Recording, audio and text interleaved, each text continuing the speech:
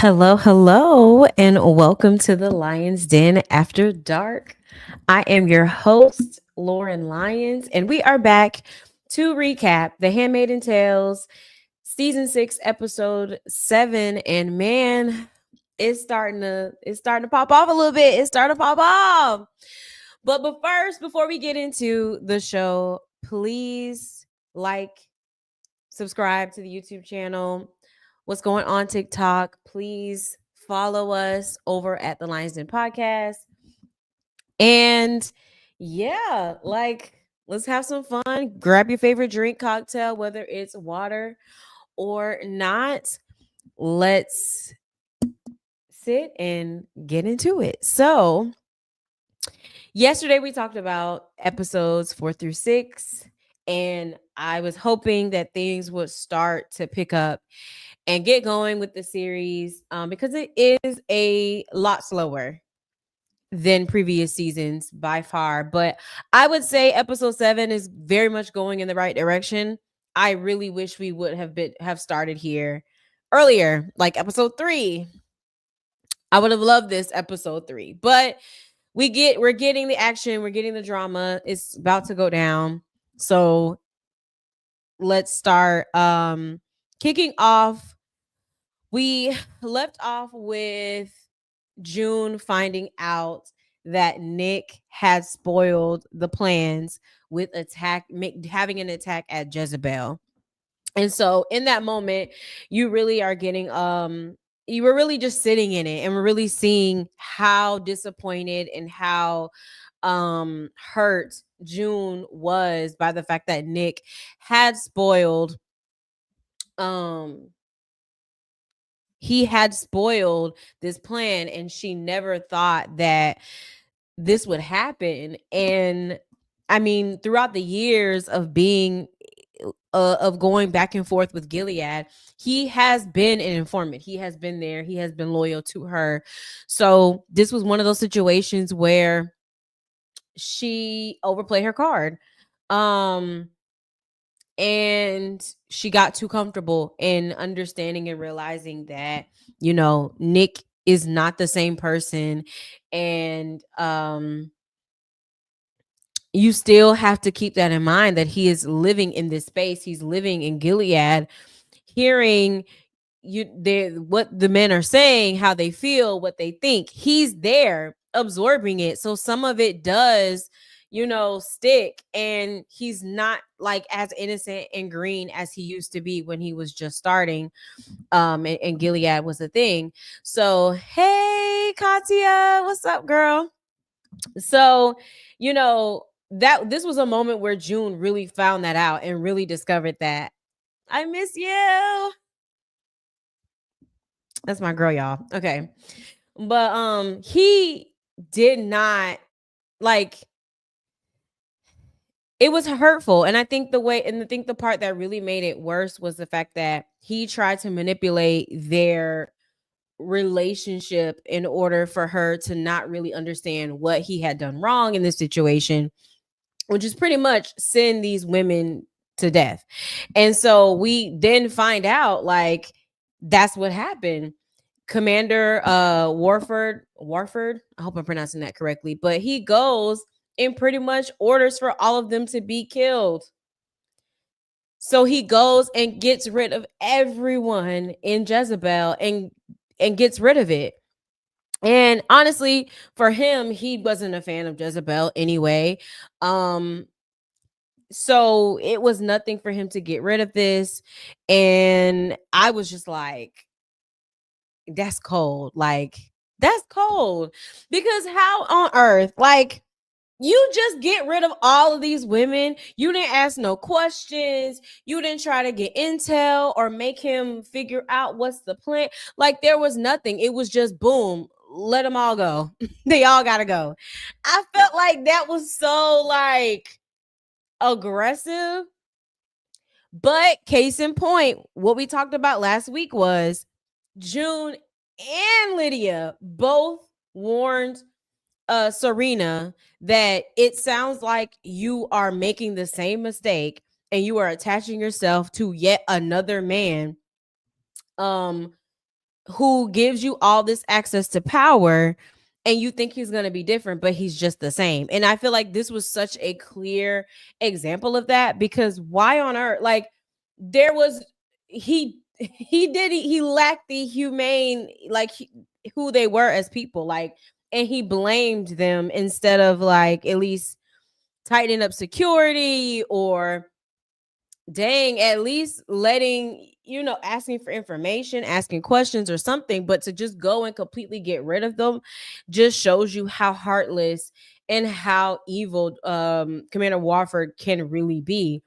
And that should scare Serena. That should scare them, because I feel like he's waiting to erupt. Like, he's a volcano ready to erupt for real.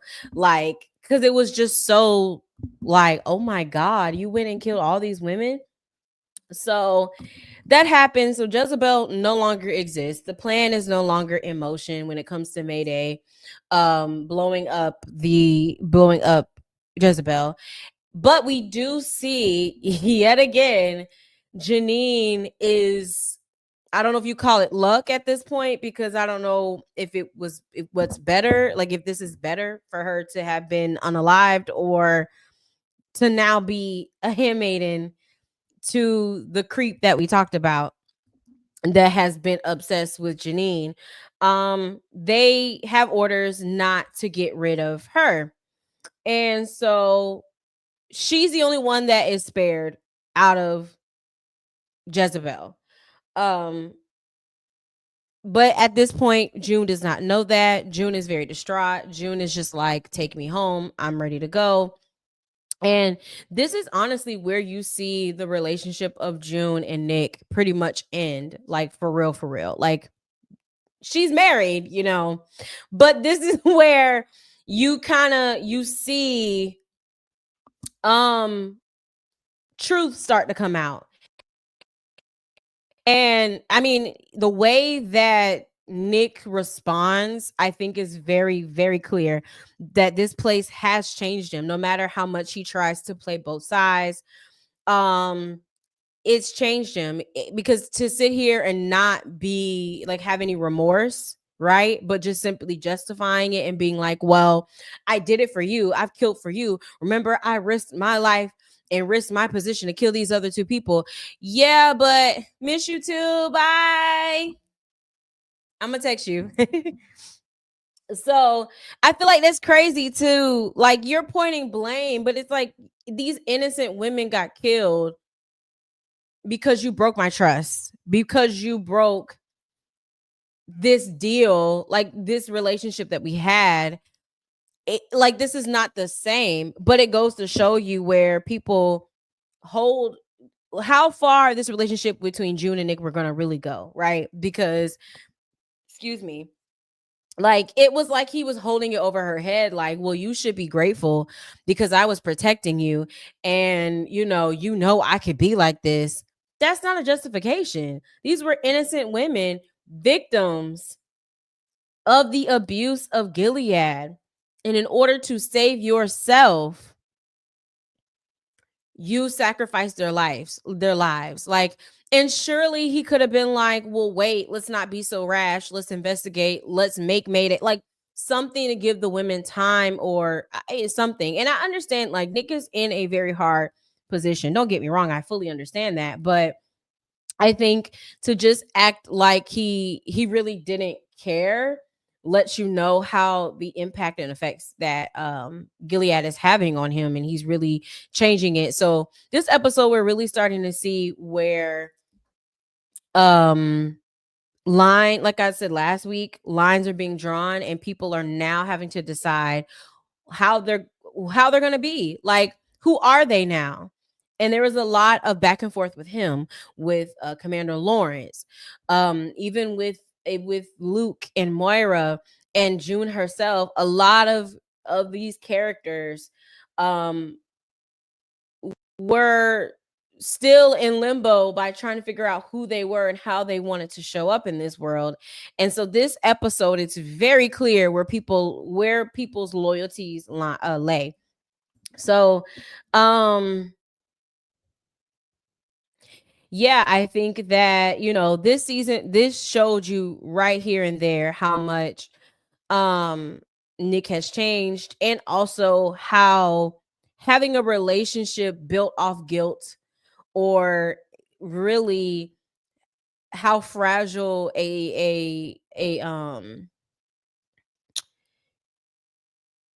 relationship that's rooted in trauma, a trauma bond, is not usually longevity or long term, because other than that, they really don't have anything else, right?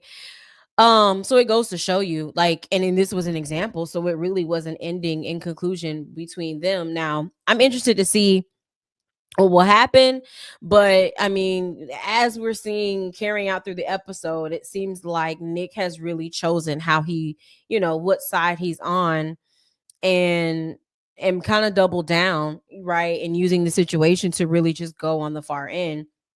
So, um, yeah, he says this line,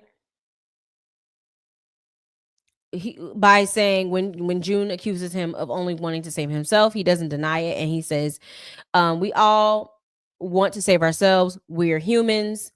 That's what we do. Um, and so pretty much just doubling down. Like, yeah, I was being selfish in this moment. Yeah, like I did this in order to save myself. So it goes to show you again the impacts of Gilead, and Nick is now owning that. Nick is now, that is who he is at this point. So June finally gets back. Everybody is mad. They were pissed off at her. They're angry, especially Luke. I felt like in this moment, Luke was okay. He is one of the most understanding, the most understanding men in this entire series by far. And so he's allowed to have those moments. But for me, I felt like he really gave no grace to her, which I understand. Like, that your wife has been in love with this other man, and then it costs lives to be killed, and then them wanting to have this revolt and an opportunity to cripple Gilead was threatened because she had a blind spot. So he calls her out on that, and he was just like, "Don't be in love with an effing Nazi." I was like, "Oh, like you're on her neck. Oh my God, Luke." And saying that, like, he's the only thing he's ever cared about is you. He's never really cared about changing the system. And that's very true. Um, Nick's loyalty was not about whether this was right or wrong. It's always been with June. And the only reason why he didn't like this system and was anti or against it was because June was impacted. But now that June is not impacted, there's nothing stopping him from picking a side, and we see that. So I don't disagree with what Luke said here, but I also feel like it was extremely unfair, because for one, Mayday has benefited from the fact that Nick is in love with June. You all have literally profited, or bit not profited, but benefited from their relationship, and you knew that there was still feelings there, but you were okay with it because you were getting something out of it. So it just goes to show you how, like, in a way, this culture has, this system, and Gilead has created people to be comfortable using one another, and then when it's no longer convenient, we throw them out. So I felt like Luke was a little bit unfair here with this, because it was like, y'all literally would have not known any of this information, got in names, got in pictures, without Nick. So y'all cannot sit here and act like June was just so misguided and so wrong for having this relationship. Up until this point, Nick has literally stuck his neck out for this organization and for June. So it's completely unfair. I felt like they were just way too hard on her with this. Yes, she shouldn't have told. Fair enough. Like, even though you trust him, you have this relationship, a part of protecting it, especially when you're getting something out of it, is knowing what to tell. I completely agree with that. Like, yes, she could have been more careful. But again, for years, Nick has been feeding and fueling information on Gilead. So why in this split moment we tend to forget that? I just didn't appreciate that. And they would have made me mad. I would have been like, forget y'all then. Good luck. And it kind of made me question, like, are y'all really ready and built for this? Because I felt like for them to be so emotional about a, someone like their, I'm losing my words here, but for them to be so upset that one of their inside people getting them information decided to flip flop, like that was never, like that's always been a possibility, that's always been a thing. So I think to come and be so upset and so mad about something that was always possible to happen in this situation is completely unfair. I just think it is like completely unfair. So luckily in this season though, we do see, because in the next scene, I mean, we see where Moira and June relationship has gotten better, and she is the only one to give her some level of grace and acknowledging that, like, well, he hasn't given you any reason not to think that. It's not like cut yourself some slack, you know. He has been doing what we need, and so hey, it's okay. And if I was in that situation, she tried to makes light of the situation and say, if I was in a situation where there was someone who was good to me, like maybe I would, I would understand where you would have a blind spot. Because again, trauma bonding is real. And when you can find some level of happiness in a dark situation, you want to hold on to that. That's a different type of relationship. So and I'm not gonna, and Luke has been patient for a very long time. He has, but I just think that they were really, really hard on my girl, and they didn't have to be. They were really hard on my girl. Um, and y'all wouldn't have been nearly this far without her support or intel from her or Nick. So hey, things like this happen. So I'm happy that Moira led with compassion and was understanding.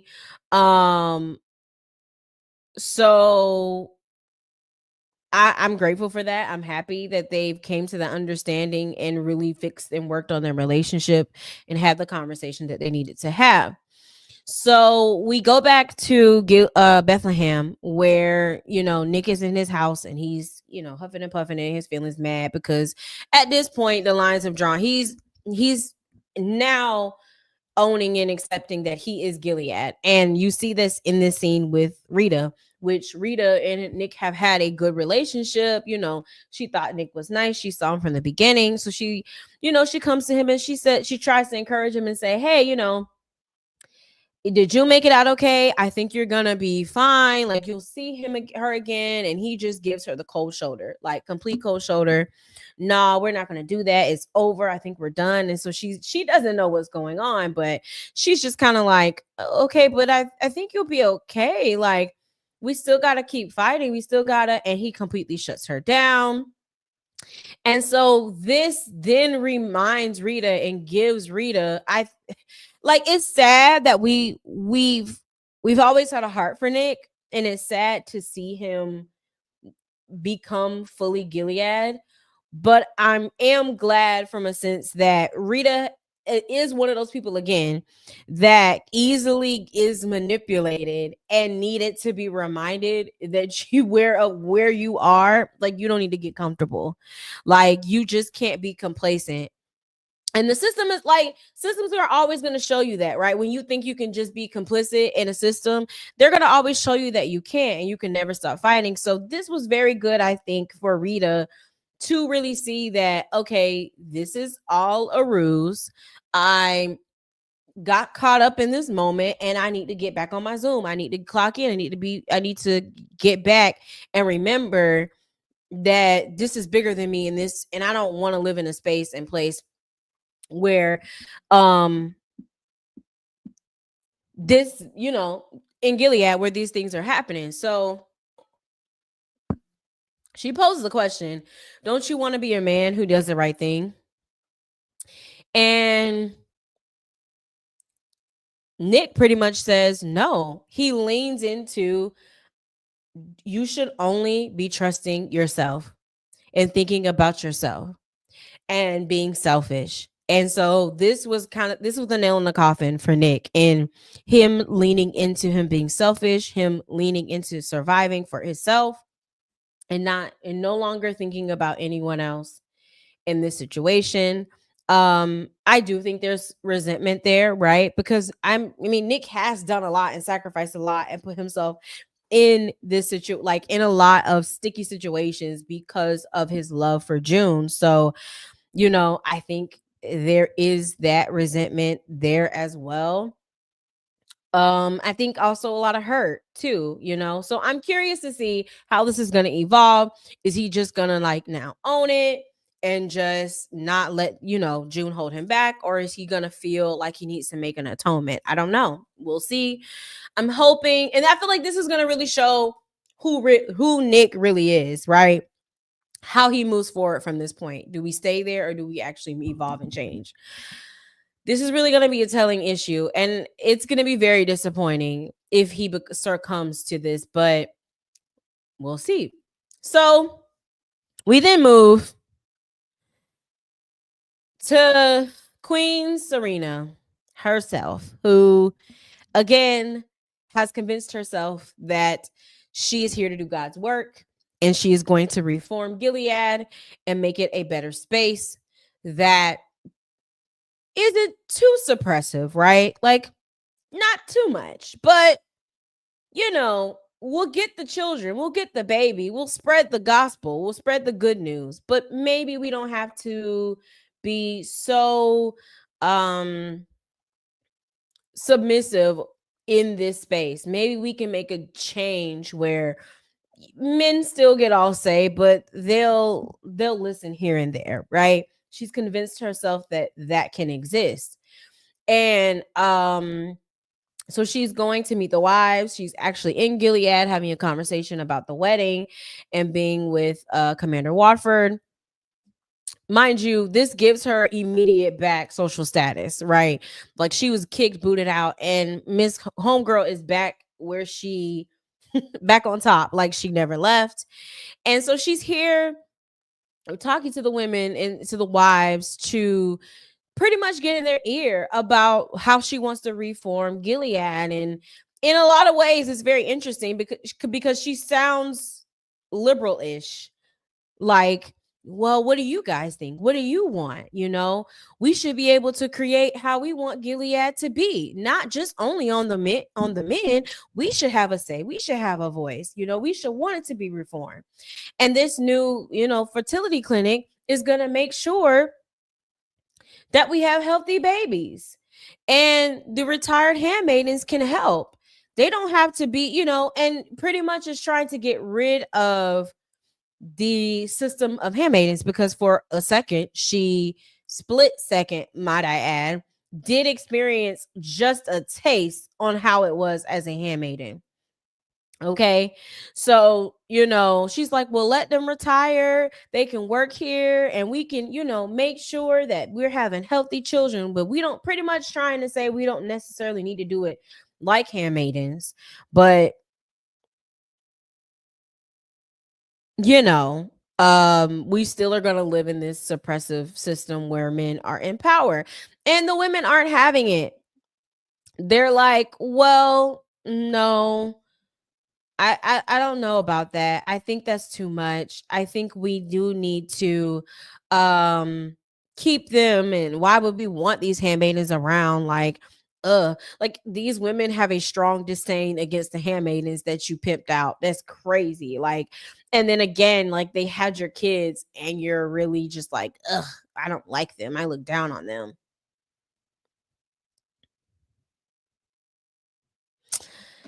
This is what happens when you have men who believe in patriarchy. Like they believe in it and just completely out of touch and don't realize how quickly it can happen to them, which is what happened to Serena. Um And yet they just, I mean, God bless them. They just really believe in patriarchy. So it took her by surprise because she thought that these women would run at the chance of some liberation, at some freedom, at some chance of having their own opinions and creating their own lives, but they were not interested. They were comfortable keeping it safe, keeping it, you know, being very simple, not wanting to explore and have their own lives and ideas, which sounds very familiar to the white woman community. I'm just gonna keep it real. Like, yeah, yeah. You do things against your self-interest. And then one look up and you wonder why your life is like over and or taken hostage by men until it gets to a point where you're impacted or it turns into something that you didn't want. And yet, then that's when we want to speak out. Then that's when we want to say something. So, I mean, again, paralleling to real life here. This is what we see.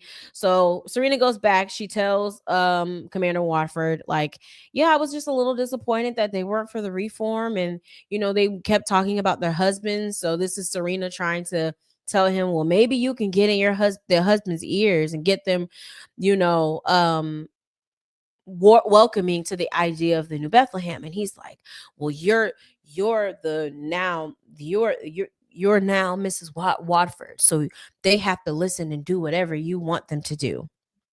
Okay. So she's eating it up, she's loving it. And they move on and they talk about how they're now going to have this big ceremony to show people that she's now cemented in her position, and she is going to be of high value, of high leadership, and that what she says, people need to get on board. They come up with having a wedding in Boston. So, yeah, Serena's back where she was, literally back where she was with a man, the same man. Let's just keep it real. Cause it's kind of like if he could sit here and be like, yeah, here's your power status, girl. Do what you know. Imagine what he's gonna do when you don't agree with him. And I feel like we're gonna see that. So I don't feel bad because it's like Serena, you're really just like playing with us at this point. Like, girl, you like power. Your ego, you can't help yourself. Like you genuinely cannot help yourself. You like power. Your ego is too big.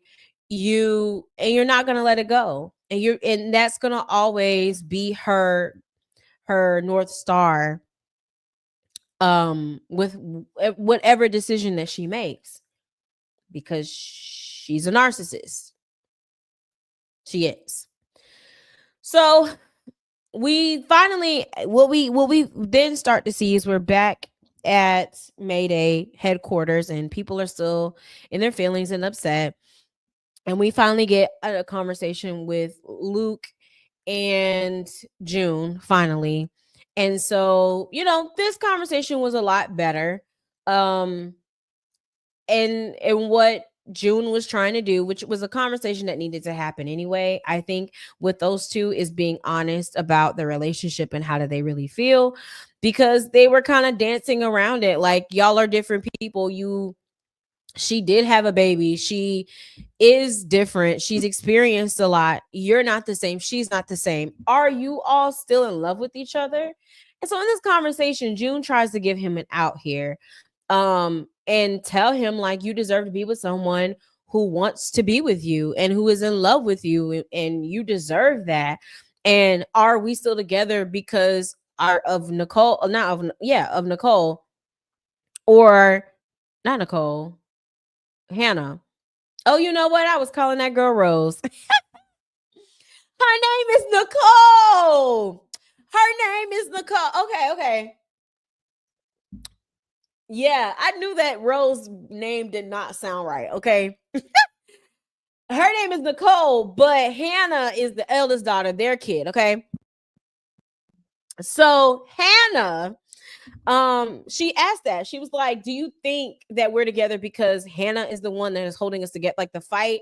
And us working together to get Hannah back? Is that what is keeping us together? And honestly, Luke reinforces that no, he wants June and he wants to be with her.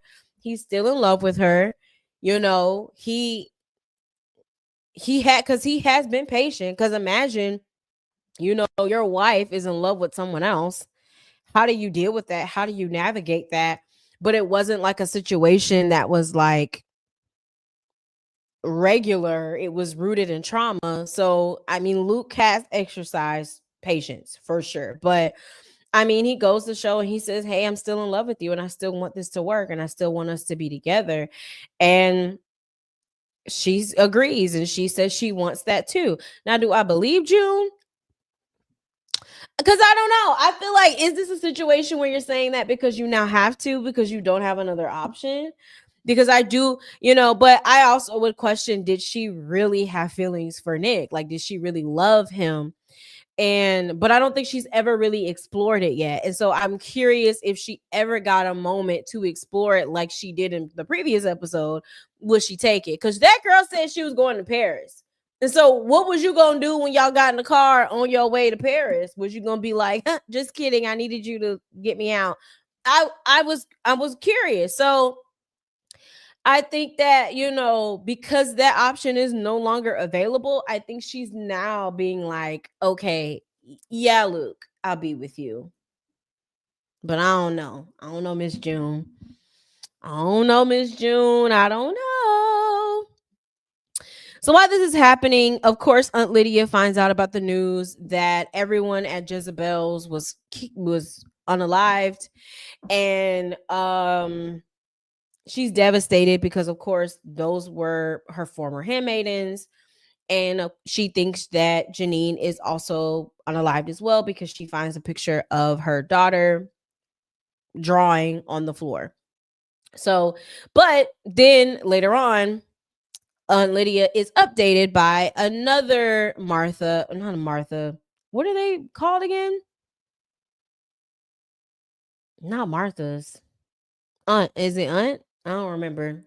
Y'all remember? Let me know. I forgot in the comments. But she's made aware that Janine did survive, and Janine is in Commander Bell's house. So the moment where you think that this is going to crack Aunt Lydia's delusion, and she's gonna like realize, oh my God, this place might be bad. Just like that, she's back. She's back in the Lulu world. This lady thinks, oh my God, praise be. It might be worse at this point for poor Janine. Honestly, I feel so bad for her because that girl has been through so much. Like, she can't catch a break. She really can't. So this honestly might be worse than death. Honestly, is to be another handmaiden.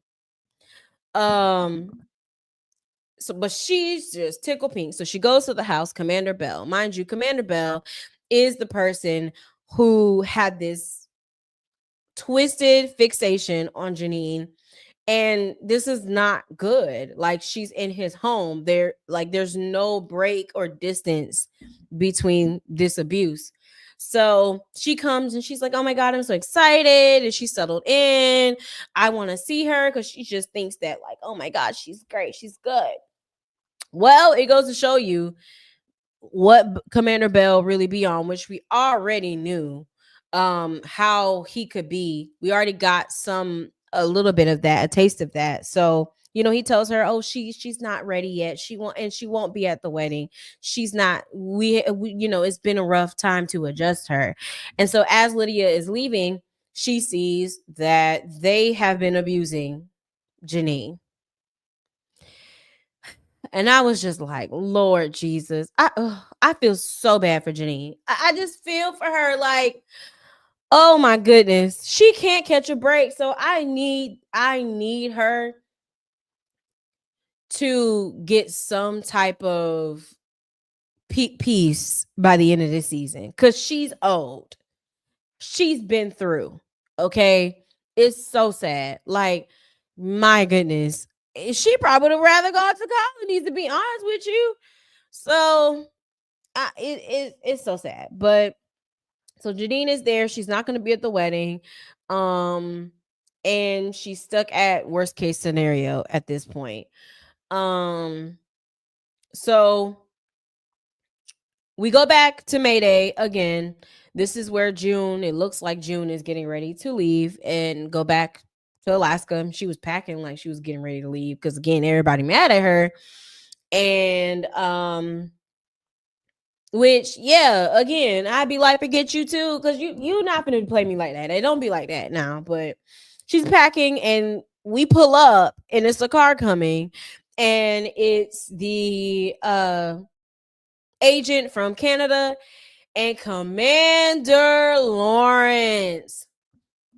So we see that Commander Lawrence is now picked aside because he's self-interested. Self-interested man. So now he's like, yeah, let's go revolt. I'm gonna help you because they want to kill me. And it's just it's so funny to me because it just shows you like as you only have him when it's to save his own life and to save his own neck. Other than that, like he really don't care. He and this was just so clear as day because he's on the team. He's rah, let's go. We got to get rid of these leaders because they want to kill me.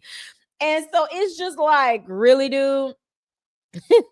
This man really, but of course you're not going to turn him away. He's a high commander, just like they did with Nick. They better not forget. So he's there. He's like, I need you to get to work. I need you to figure out how we gonna get rid of these high commanders.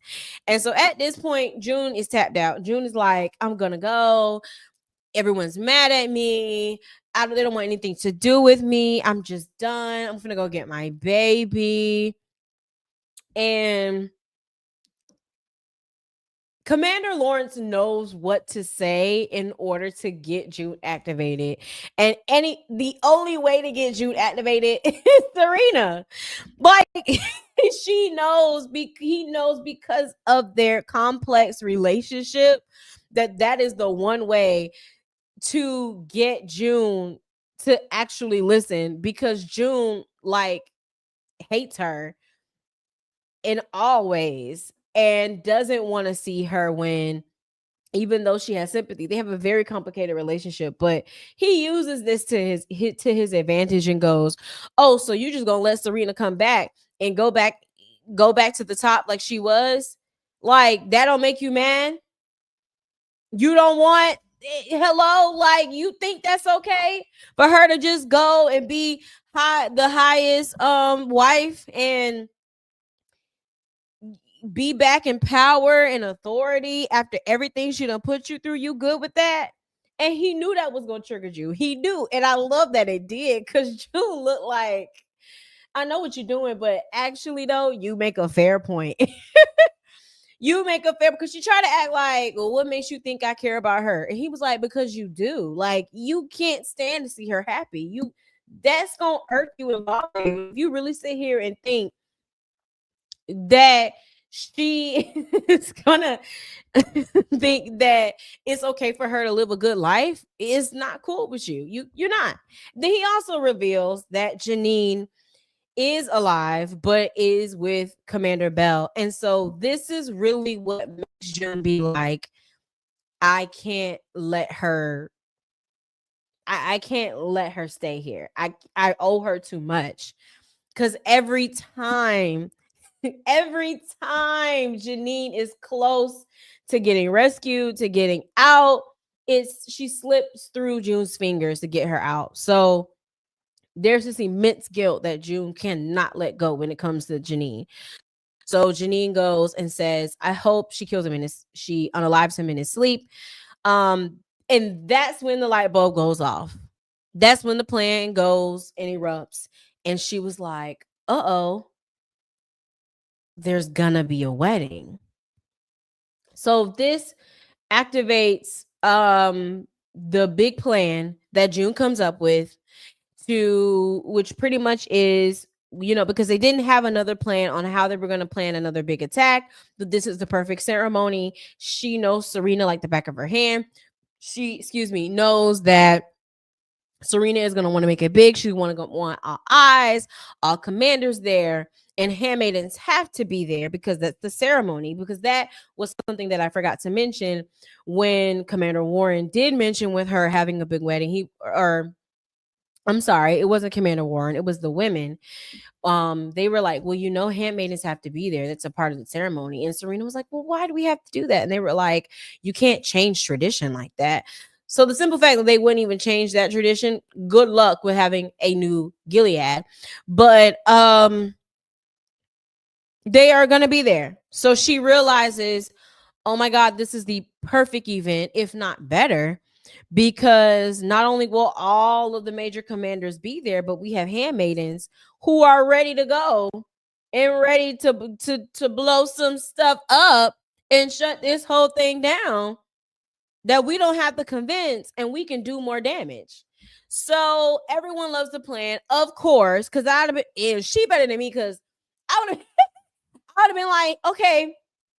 And I came up with this plan, and y'all sat here and y'all looked at me crazy. So if anything go wrong, y'all better not hear nothing, because when nobody else coming up with good plans on how to blow up Gilead. So I don't want to hear nothing else from y'all. But thank you, because I don't like that. Be grateful. I don't like that. I don't like that. Okay, they did her wrong.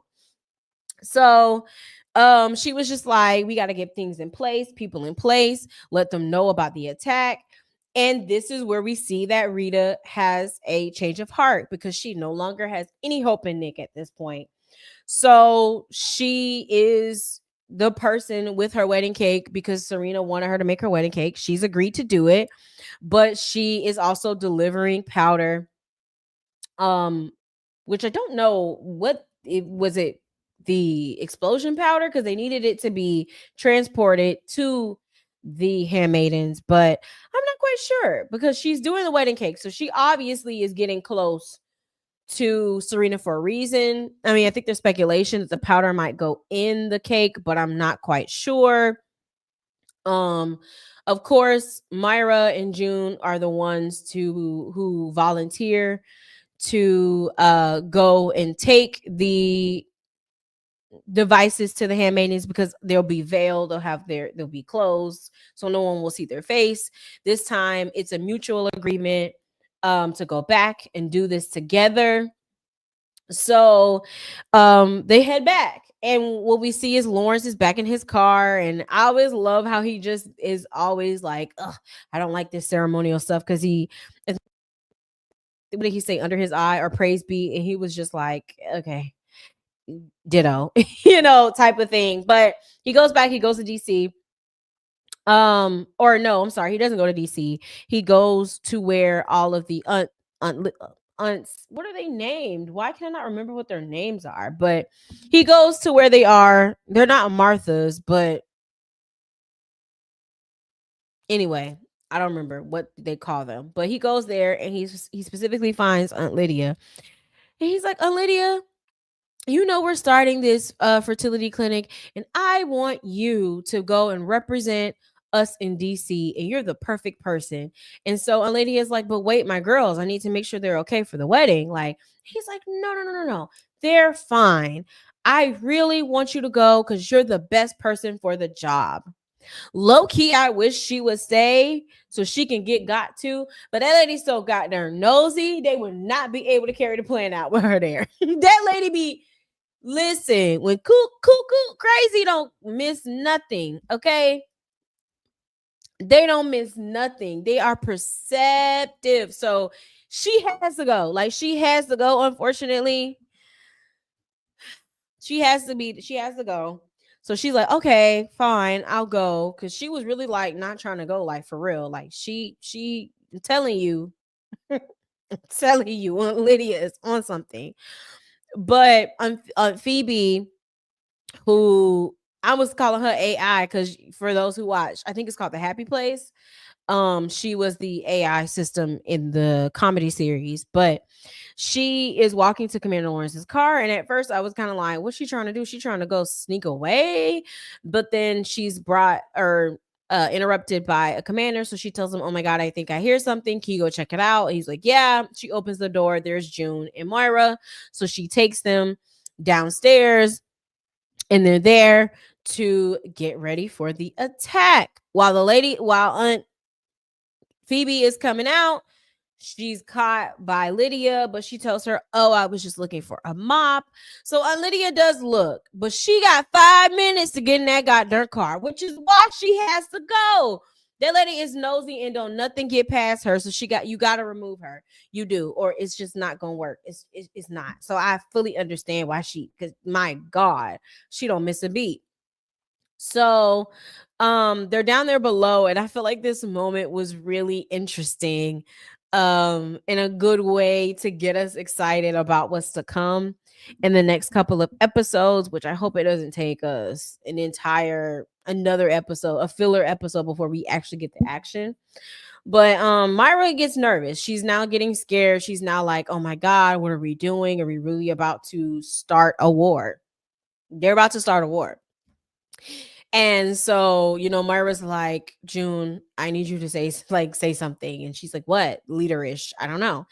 And so it's very interesting that June starts repeating Psalms. "The Lord is my shepherd, I shall not want. He leads me down, path of still waters," like that entire scripture. And I was like, June, June, June, June, June. Because definitely this is talking about going through hardships, but like we're going to be okay. We're going to overcome. That's usually what the scripture is talking about for the most part, is going through those dark times and overcoming and triumphing. But then she gives her own prayer at the end, which girl, girl. She says, "And please, dear God, give us the strength to murder those MFers." And Myra adds, "A effing man." And I was just like, "Oh Lord Jesus, my God, not praying." But it goes to show you how, like, yeah, because spiritual Christianity, their form of Christianity or white man's religion, right, was used to indoctrinate them.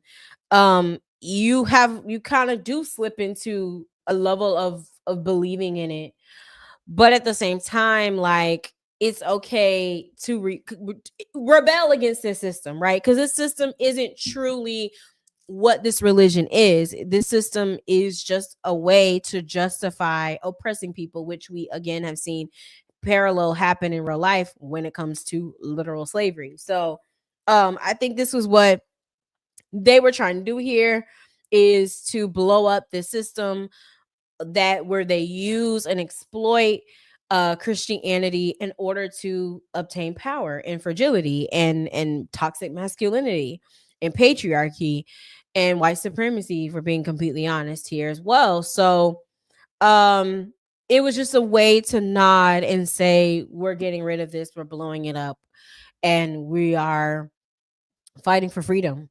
So yeah, that was the recap of episode 7. If I had to rate this episode, I would probably rate it a 7. I would give it a 7. Episode 7 gets a 7 for me. I think that it was definitely a filler episode for sure, but it felt like one that actually had some movement that I've been dying to see for the past 6 seasons, to be quite honest with you. So um I hope episode 8 it actually gives us action, because yeah, like I said, this season is very slow. It's very slow compared to other seasons, and I feel like this should have been happening episode 4 at the latest. So but I would give it a 7. There was a lot of good moments in here. It got me excited finally, like got that feeling like, okay, we on and popping. It's about to go down. Let's go type of thing. So we're gonna see what happens, and we'll be back next week to recap it and talk about it. I'm nervous, child. Ooh, I'm scared. I'm nervous. I am. I'm so nervous because I feel like someone else is probably gonna pass away. Like, probably, Oh, and I just hope it ain't Luke or Myra or which June. I don't think it's gonna be June.